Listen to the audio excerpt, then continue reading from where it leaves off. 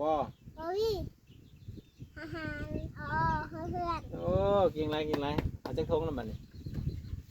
ต้องท เนาะแม่จะได้อ่านได้อยู่บ่เลยมาที่มาอ่านเขาจะกินน้ำบุญเพลงมาได้ไหมน้ำบุญเพลงกินผู้เดียวได้เนาะ ไปแล้วก็ลงนี่ได้ทีมที่พวกกูชักเอาในไว้กันนะ แม่จะมีกิน ำกันช่วย ได้สิใครไป เป็นเพื่อนเนี่ย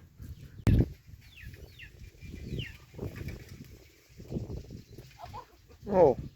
เป็นนอกคิโลทีบุญเพลงโอ้แม่จะเป็นคิโลทีเนาะบุญเพลงยูเซอร์น่ะเพิ่นเฮ็ดเพิ่นเลิศน่ะเอิ้นเพิ่นมาเฮ้ยน่ะกะ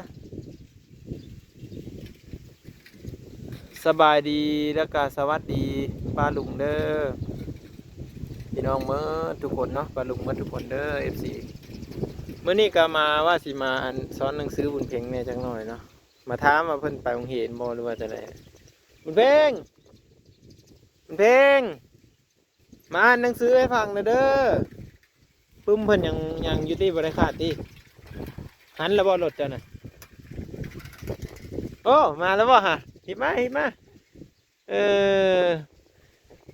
มีหนาวบ่เอ้ยคือลมพื้นๆอยู่นี่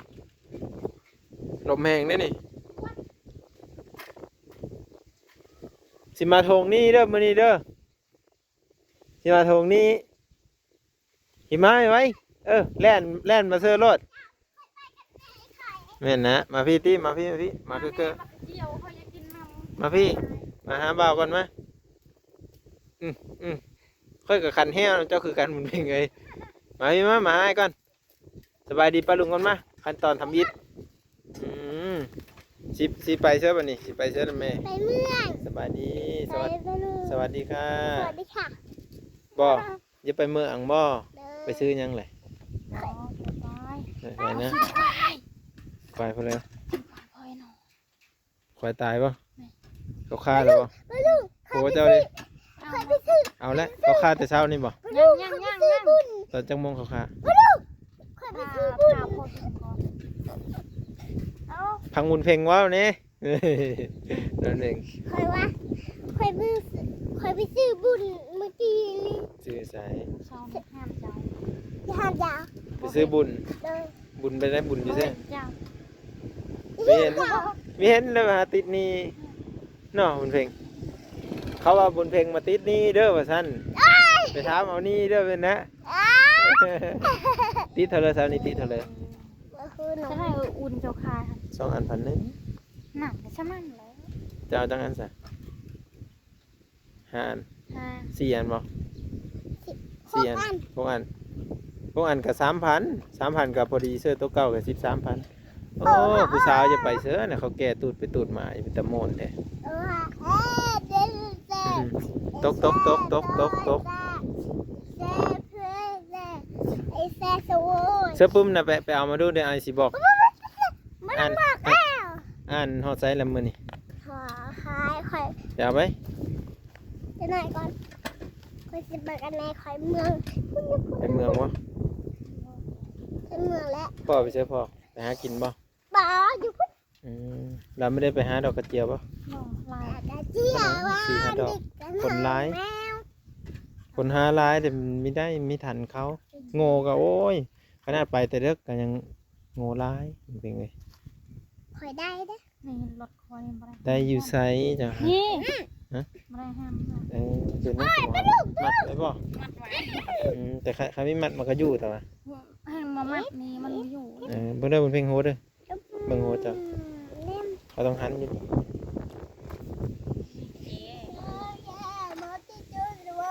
เป็ดเนาะเจ้าขี่รถเนาะไม่เคยเห็นเจ้าขี่จะเกิดเนาะ เป็ดขวากัน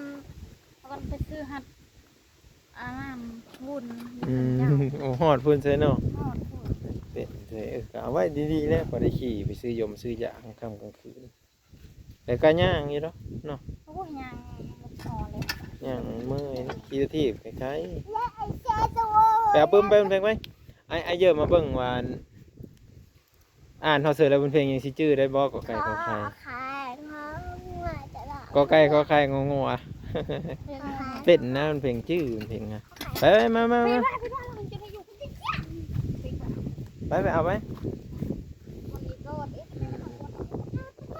เอาปุ่มน้อยนำเด้อนี่ป่ะ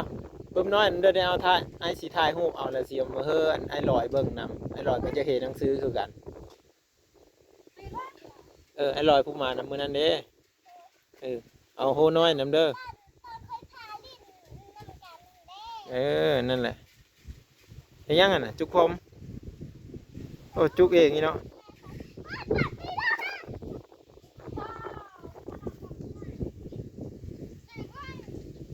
นุ่งทรงกันนะเนาะให้เราไปเอาปึ้มยายบุญเพ่งไปเอาปึ้ม พี่สามกุ๊กว่ายายบุญเพ่งนั่นแหละวันนี้กันเลยว่ามาว่าสิสอนหนังสือกันเนี่ยซ้อมอ่านเนาะเป็นสอนซ้อมอ่านมาบ้างกับพงจักอยู่เนาะเดี๋ยวสิซ้อมอ่านเดี๋ยวจะเราลงมาเอาทุกคน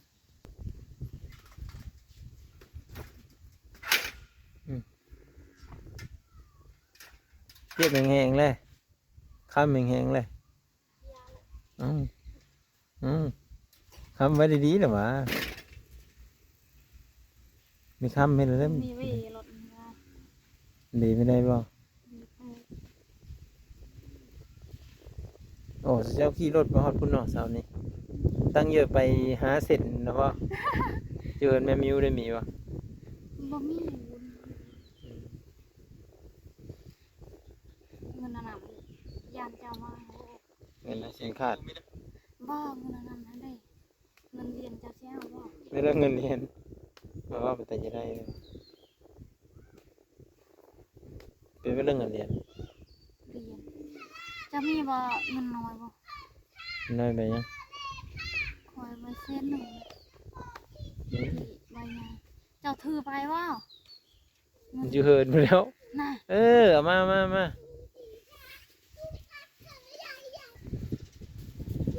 เจี๊ยบเจี๊ยบนี่มือเนาะมันหู อย่าคุยเช่น จันลา จันลาว ขอป้าปูสีกิ้ง จะเอาเหล็กนะกายเอาเหล็กให้นายก่อน ก็รถไม่ขายก็รถไม่ขาดละอันนี้วะตัวนี้ขาดตัวนี้เนาะเคสสื่อใส่เคสสี่เป็นโท่งเนี่ยมันเสียเนาะมาบางเคสสื่อใช่ไหมมาบางสลักสื่อไว้จนอ่านโบเห็นใช่ไหมทำแบบสะท้อนเสียแดง ขอพี่ข้าขอป้าไม่ได้บอก ตัวนี้หัวน้อยเคสสี่มาพาอ่านหัวน้อยเด้อมันนี่เด้อ ตัวนี้ตัวไหนวะ ยาวเอามื่อนี้มาพังในครูในครูสิพาอ่านเด้อ โอ้ นี่เด้อย นายน้อย ในครูสิพาอ่านเด้อมันนี่เด้อนักเห็นมาบ้างนี่ไม่ต้องนุ่งสิ้นก็ได้ดอกนุ่งทรงเดี๋ยวกลับไปหาคุดกิโลก็ซ้อนได้หนึ่งเย็นมาบ้าง ปุ้งก็เขา เรื่องนี้ว่านี่เรื่องนี้ว่านี่เบิ่งแล้วนี่ ไม่แล้วเลย อันนี้อ่านว่าหอมมาเริ่มกันเลยเด้อมันนี่เด้อหาสิอ่านแต่โปรไก่ของน้องเพื่อนเด้อ ปอป้า เอาทั้งแม่ทั้งลูกเด้อ อันนี้ อ คู่บอกเพิ่ง เดี๋ยว อัน เฮ้ ไหน ย เด็ก พ่อพ่อนมิตรดัง อันไหนเด็ก ผู้ผู้ อันไหนเด็กดี โมแมวโอ้ย แล้ อัน ว ไหนอะไรเด็ก ก็เลิกสิอ่านอะไรแบบนี้ โอ้ นี่เอาไว้ตัวไหนนี่เดี๋ยว เออเดี๋ยว อ่านเด้อ ไอ้ดอกตัวไหนตามไป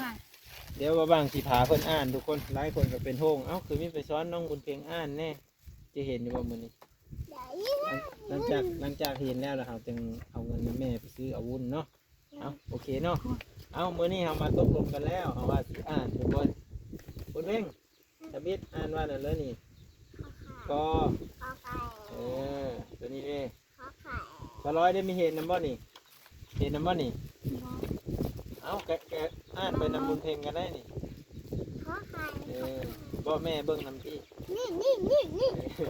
เดี๋ยวเบิ่งเด้อสไลเดอร์ก็เลยอ่านได้ก็สิได้กินวุ้นเนาะบุญเพ็งเนาะเอาจังซั่นเนาะก็เลยอ่านเก่งอ่านบ่ลืมอ่านเด่นอ่านหลายสิให้บุญ2 ถุงเด้อถ้าแม่เจ้าอ่านได้ก็ให้2 ถุงเลยเอาคือกันเจ้าอ่านได้ให้3 ถุงเลยอ่านบ่ขาดจักดีเลยได้เดี๋ นี้ไอ้สิเป็นคนซี่ ควายเป็ดไก่ กอไก่เดี๋ยว ว่า เดี๋ยว อาจารย์อาจารย์อาจารย์ ไอ้สิพาอ่านเด้อทำนี้เด้อเด้อที่สองจะอย่างอ่านตำลังกอไก่ ว่าไก่ ขอไข่ บูวี ขอไข่ ขอไข่ อ่านตำลังไอ้เด้อขอควาย ขอไข่ งองัว งองัว ตุ้มตัวน้อย ขึ้ ไป นมา สิ เป็ ตั้ น ง แบบนี้ ไปสิตั้งกันเด้จอจอบ จะต่อขึ้นเป็นแบบนี้ จอบใส่น้ำปั่นเด้ ต่อเสือ ซอเสือ ต่อเสือ ซอสร้าง ลิง ต่อจาน ยอยุ่ง ยังขึ้นเป็นแบบนี้ตาตา ดอเด็ก ตาเด็กขึ้นเป็นอยู่นี่ น้ำน้ำเด้ตอตา ตานี่นี่ เออนี่เด้ขอถงขอทุง ขอทุ่ง อืมนอนก นอน บอแบ้ บอแบเคยพูดแล้วบอแบหัน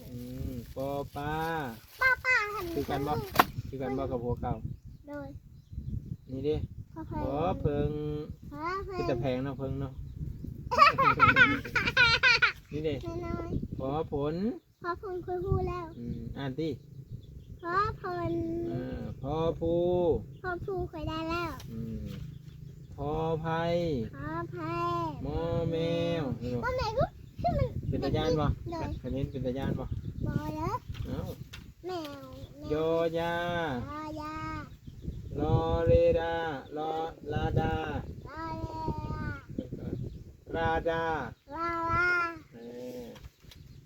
ลอลิง รอลิง วอวี รอลิงที่มันเหงาวะ ยาวแล้วหอหาน ทหารก็พูดแล้ว ใหญ่บ่หานแม่บ่ อ้ออ้อ หานก่อนที่ อ้ออ้อแล้วทหารแล้ว ช่วงในช่วงที่มันยาวไก่หัน โอ้โอ ก็ลูกคนไหน ไปยาเป้าไปเห็นก่อนแต่น้อยโอ้โอแล้วแต่น้อยก่อนแต่น้อยก่อนแต่น้อยยังไปคุณเพ่งอ่านก่อน ไอ้นี่บ่เป็นไก่ค่อยได้ เออโอ้โอ อ้ออ้อ ตัวนี้ดิ อ้อเหือด เพื่อนเนาะพอทีเจ้าอ่านนั่นบันนี้เด้อเอาไปสิตัวนี้เด้อ อ้อไข่ กอไก่ก่อน อ้อไก่ นี่ดิ อ้อไข่ ข้อควาย นี่ดิงอ ตัวงัว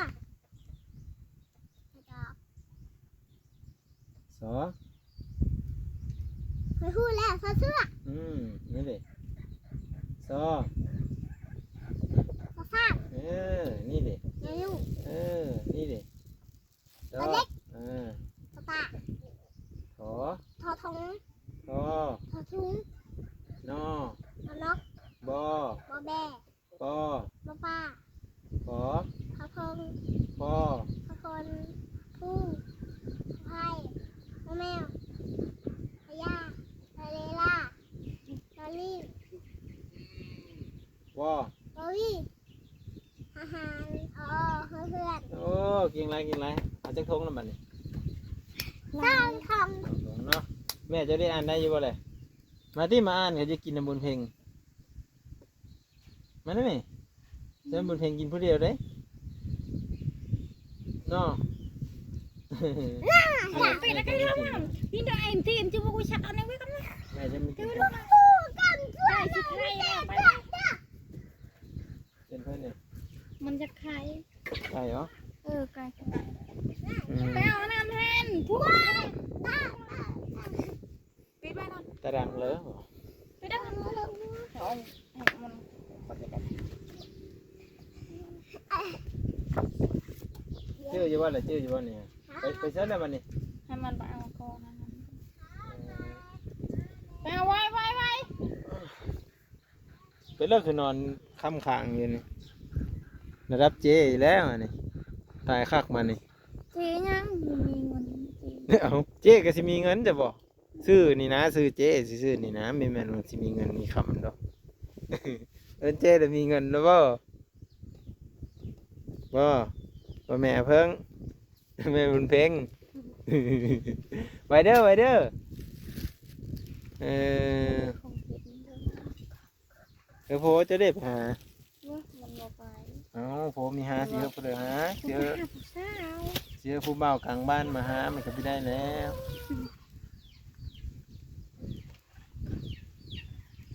คนมีผัวเลยว่า เจ้าก็มีโพนึกว่าจะกันเด้อแล้วแต่ ผัวเลยผัวบ่ไปจะเห็นได้ ไปก็จำเป็นแล้ว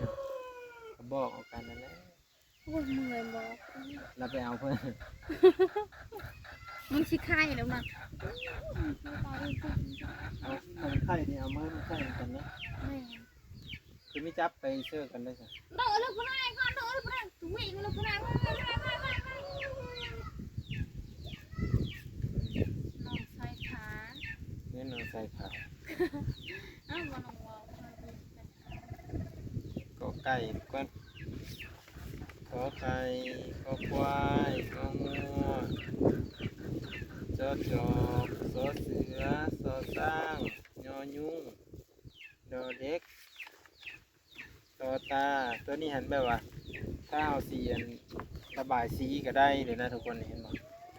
ระบายสีใส่ตัวไก่ก็ได้เอาเบิ่งตามนี้แหละคือวาดไปแล้วก็กอไก่เพิ่นก็มีให้เขียนอีก เอ้ยตุกแกดก็ได้ เป็นให้เขียนตามนี้เลย ตุก นะ แกดบ่ได้ว่าซั่นฮะบ่มีบ่ นี่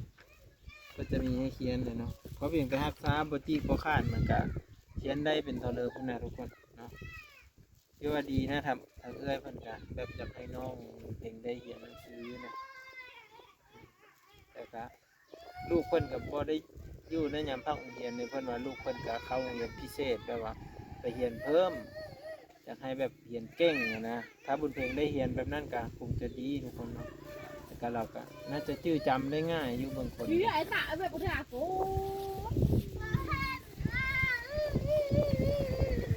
มาพี่มาเสร็จแล้วนี่มาเสร็จแล้ว เดี๋ยวสิไปประกันที่สิชกอะไรพวกนั้นมันตัวมันชกอะไรพวกนั้นเขาไว้ บอกไปแล้วเด้ มันสิคายแล้วไปไว้ด้วยดิไอ้ยา เกือบ ลูกว่านี่ไงมันโชกกันไหนมันโชกกันไหนแก่ๆต่อถึงไหนมันเนาะ แล้วจะไปเอาเพิ่นเจอไปเอาเพิ่นเลยก่อนโอ้ไปเอาแก๊สบ่บุญเพลงอยู่เสื้อลอยเดี๋ยวเบิ่งกันทุกคน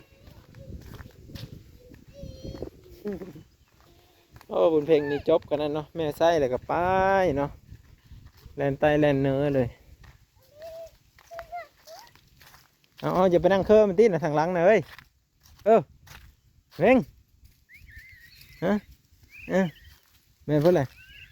เอ้าหายเป็นไปเลยเจ็บบ่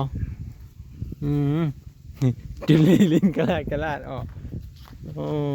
เอาจกเพื่อเริ่มมาทิมอยู่เนี่ย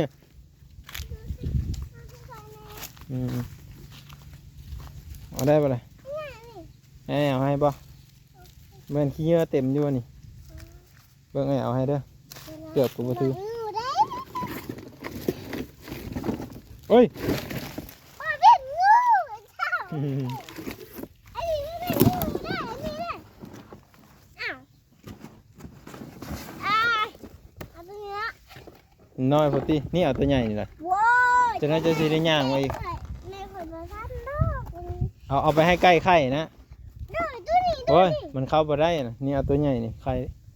บ้าเอาตัวนั้นแม่คุยว่า ถามดู แม่เอาตัวนั้นล่ะ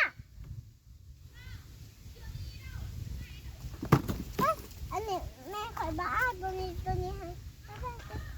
เอาให้ ไปแล้ววะนี่ ตาม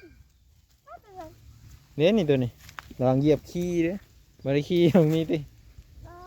แก้วได้หามีแต่แก้วแตกเต็มเมื่อน่ะเห็นบ่แม่จะมาทิ้งนี่เลยแม่นบ่เอาไปเมื่อนะมึงเฮ้ยน่าแกไปเลย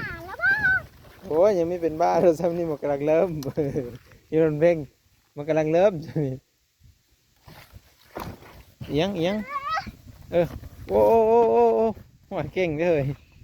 โอ้เดี๋ยวบบแบะเลยเนาะมาหามคนละเชือกมาหามอีกไว้นั่นเลยระวังเหยียบน้ำโอ้เกือบมีชื่อเนาะดูเจบุญ นั่นค่อยข้าวคนเด้คือว่า สิเอาบุญเพลงแรกได้บ่เอาบุญเพลงแรกผมได้บ่ ค่อยข้าวคอยตั้งไปโดนตอนนั้นฮะตอนนั้นตอ กิ น นบ่ละ เจ้า วุ้นเนี่ยกินบ่วุ้นเนี่ย ตอนเจ้าไม่ได้มาฮะยิงอย่าให้แม่ เอาจับเอาดิ อย่าค่อยเห็น เอาจับเอา ค่อยเห็น กินเสื้อป้าเอา อย่า หาเห็นบ่แม่จะซีหน้าเลยเดี๋ยวเข้าไปเอากินก่อนยังไป จะพาย เอาไว้ เอาถุง ไว้เอาไว้ถือให้แม่ บ่บ่ถือเด้อเจ้าถือก็ยังเบิ่งว่าเจ้าสิเก่งจังเลยเจ้ากินเห็นหมดก่อนติยังไปถึงผมเลยโอ้ยเก่งเลยยายบุญเพ็งแม่ซ้ำกุ๊กว่ายายบุญเพ็งอาจารย์เป็นว่ายายบุญเพ็งถ้าไม่เป็นยายบุญเพ็งต้องหวีผมงามๆเบิ่งในทรงไม่เห็นเพื่อติดอันนี้เหมือนเพื่อติดนะแซ่บอะไรขอบใจว่าบ้างนะพี่ ขอบใจเราบ้าง แซ่บบ่ ด้วย ขอบคุณค่ะ FC ขอบคุณค่ะป้าลุง ขอบคุณค่ะเบสซี่ ขอบคุณค่ะป้าลุง ขอบคุณค่ะป้าลุง พูดแม่เจ้าเก็บเพื่อนนะฮะเก็บแนวมัดนะมัดไก่บ่เอ้ายามเยอะมันไข่แล้วมัดตีนมันไว้เสื้อกันมันนี่บ่ จ้านี่จ้าพ่อจ้ามานั่งน้ำเด้อมานั่งน้ำเด้อพ่อจ้าต้องภาษาอะไรนะ มันมีอยู่เห็นเลยดีใจว่าบ่ให้อายะกินน้ำดีใจปะแซ่บบ่ล่ะแซ่บบ่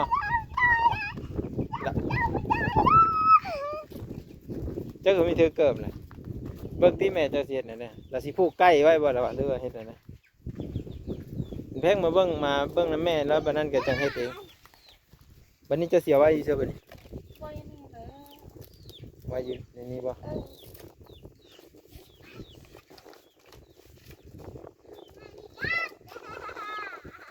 เรียนรวมพาแล้วกัน แม่เราแก้ เรื่อง เรื่องอันไหนเอ้ยนี่เรื่องอันไหนเอ้ยเราแก้เรื่องอันไหนเอ้ย อันสี่ ก็เลยเราแก้นี่เอามาซี่อันนี้นี่เราแก้ นี่พ่อมาลูกจะถามนั่งไปให้กันไอ้ทีมเนี่ย นี่เป็นเพิ่นพาเครื่องมาเฮ้ยวันนี้เพิ่นพาเครื่องมาลง ไปโดนแล้วต้องไปโดนแล้ว จะโดนแล้วเนาะนี่เด้นี่แนวมัดนี่เด้นี่700เด็กโดดนี่ลูกโดด ลูกจะเขียนแบบนี้ได้บ่ ใช่เอาซ้อมมาด้วยสิเขียนให้เบิ่งฉันอยากให้ไอเขียนให้เบิ่งเด็กคือมีเอาเฮาทางปีศาจเอาไม้มาใกล้สิก้อนพื้นมันน่ะมันยังบ่ตกใกล้แต่นี่ไปพุ่น มันใหญ่ได้ ฮะ มันใหญ่ โอ้ยเจ้าใกล้รถใกล้บ่ค่อยว้าวฮะบ่มีตกยู่เข้าไปอีกฮะมันยังบ่เข้าไหนซ้ำอ่ะเยี่ยมนั่นดิเอาไม้มาใกล้ทางพื้นน่ะมัดใส่เลยก็มัดใส่แจเบิ่งนั่นอีกยู่ นี่ยังนักน้ำตกนี่บ้า เยอะ เอาเดี๋ยวมาเบิ่ง EP ต่อไปเดี๋ยวสลอยเพิ่นสิเฮ็ดขอบไก่เฮ็ดหางไก่เนาะขอบพระคุณป้าลุงที่มารับชมเบิ่งเนาะเดี๋ยวสิเบิ่งว่าเพิ่นเฮ็ดแบบใดเฮ็ดตัวนั้นกับของเจ้าบ่เฮ็ดหรือเมียสร้างเดี๋ยวติดตามเบิ่งพี่เนาะ มันจะไข่ ใช่เหรอ ไก่ไปเอาน้ำแทนทุกปิดไปก่อน ตารางเลย ปิดได้ก่อนมัน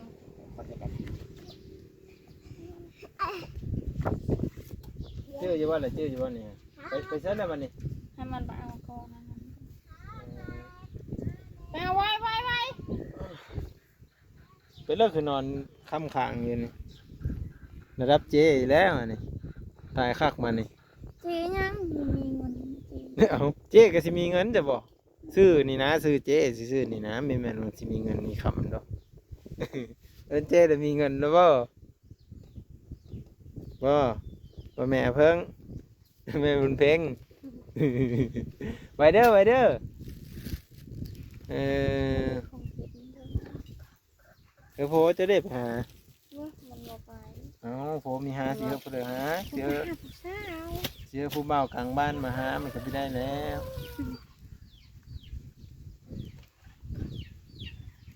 เขามีผัวเลยว่า เจ้าก็มีโพนะบ่ได้กันเด้อแล้วแต่ ผัวเลยผัวไปจะเห็นไม่ได้ ไปก็จำเป็นแล้วก็บอกเอากันนั่นแหละ โอ้ยเมื่อยบอก เราไปเอาเพิ่น มึงชิคายแล้วนะ เอาคนไข้นี่เอามาใส่กันนะ แม่ คือไม่จับไปเชื่อกันได้ค่ะ โดนลูกผู้นายก่อนโดนลูกผู้นายวิ่งลูกผู้นายน้องใส่ขา เน้นเอาใส่ขาว อ้าวมันน้องวาว ก็ไก่ก้อนขอไข่ขอควายของัวจอจอกสอเสือสอสร้างยอยุ่งดอเด็กต่อตาตัวนี้หันแบบว่าถ้าเอาสีอันระบายสีก็ได้เลยนะทุกคนเห็นไหมระบายสีใส่ตัวใกล้ก็ได้เอาเบิ่งตามนี้แหละคือวาดไปแต่ก็กอใกล้เพิ่นก็มีให้เขียนอีก เอ้ยถูกแกดก็ได้ เป็นให้เขียนตามนี้เลยนะ แกดบ่ได้ว่าค่ะฮะมึงมีบ่ นี่ก็จะมีให้เขียนเลยเนาะเพราะเพียงแต่ฮักษาบตี้ก็ขาดมันก็เขียนได้เป็นเท่าเดิมพุ่นนะทุกคนเนาะที่ว่าดีนะทำเอื้อยเพิ่นก็แบบอยากให้น้องเพ่งได้เขียนหนังสือนะแต่ก็ลูกเพิ่นกับพอได้อยู่ในยามพักโรงเรียนเนี่ยเพิ่นว่าลูกเพิ่นก็เข้าโรงเรียนพิเศษแบบว่าไปเรียนเพิ่มอยากให้แบบเรียนเก่งอะนะถ้าบุญเพลงได้เรียนแบบนั้นก็คงจะดีทุกคนเนาะแต่ก็เราก็น่าจะจื้อจำได้ง่ายอยู่บางคน มีไอ้ตาแบบบ่ได้โอ้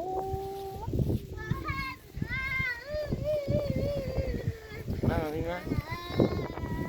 เสร็จแล้วนี่มาเสร็จแล้ว เดี๋ยวมันไปประกันที่สิเขาชกอะไรพวกมันตัว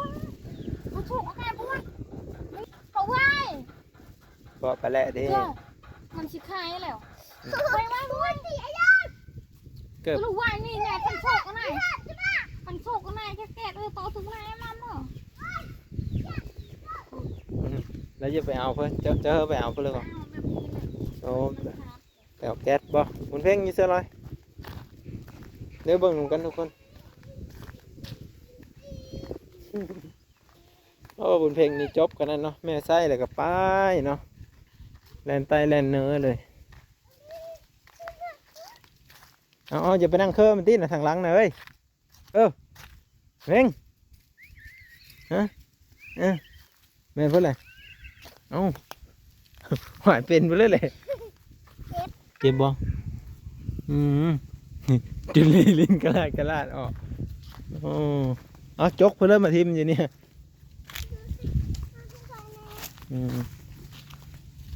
เอาได้ปะเลยเอาให้บ่เบิ่งขี้เหงื่อเต็มอยู่นี่เบิ่งเอาให้เด้อเกือบกูบ่ถือโอ้ย พ่อเป็นงูเจ้าไอ้นี่เป็นงูได้อันนี้เลยอ้าวเอาตัวนี้ละ น้อยพอตีนี่เอาตัวใหญ่นี่แหละ ว้าว จะน่าจะสิได้ย่างมาอีก ในคนมาทำดอก เอาไปให้ใกล้ไข่นะ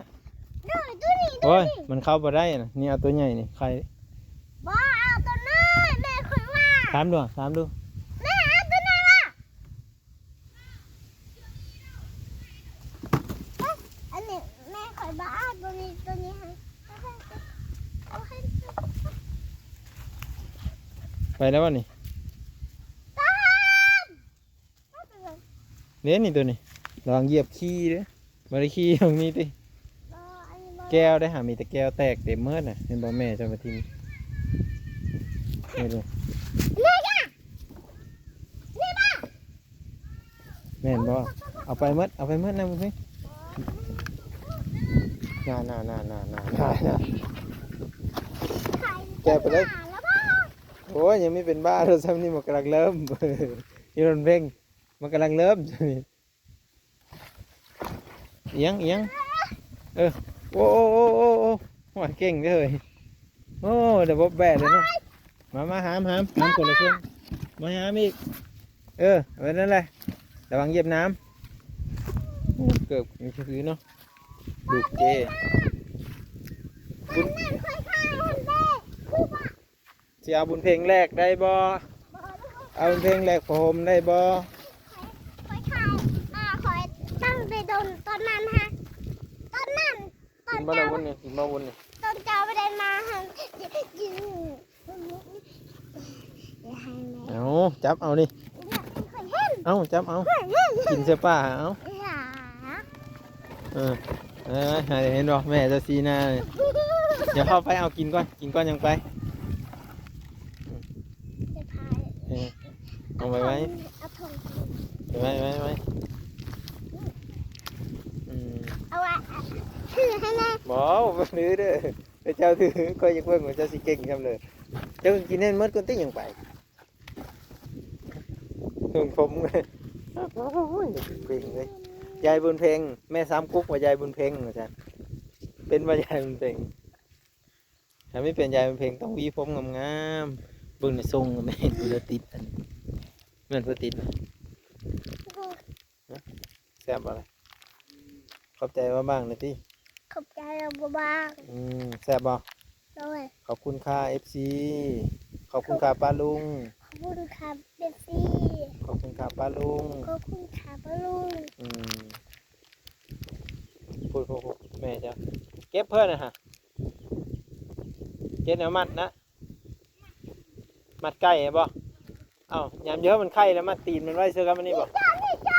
มานั่งน้ำเด้อมานั่งน้ำเด้อจ้า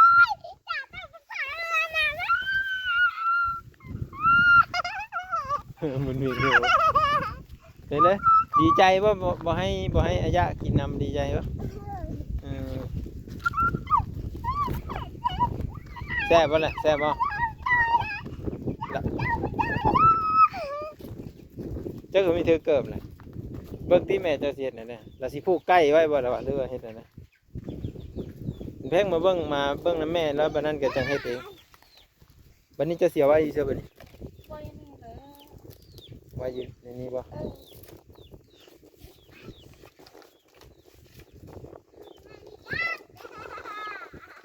รียนหลวงพาแล้วกั